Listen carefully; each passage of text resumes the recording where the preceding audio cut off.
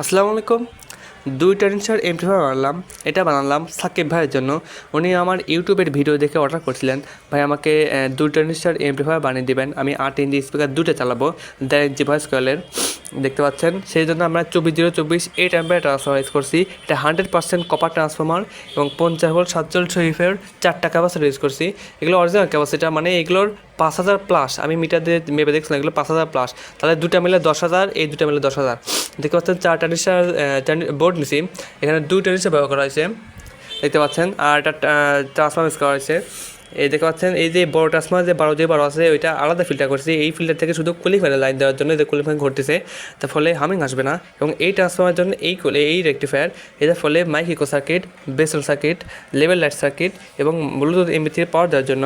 দেখতে পাচ্ছেন, এখন আমরা সাউন্ড টেস্ট দেখে আসি। এ দেখো চালু হয়ে গেছে, এ দেখে চালু হয়ে গেছে।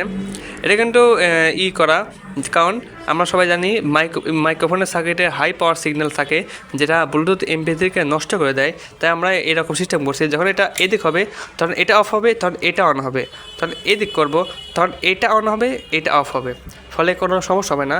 আর আমরা কানেক্ট করে সাউন্ড টেস্ট দেখে আসি। আমি 8 ইঞ্চি দুটো এসে বাজাচ্ছি। Every time they hear this sound, the freaks come out. The freaks. The freaks.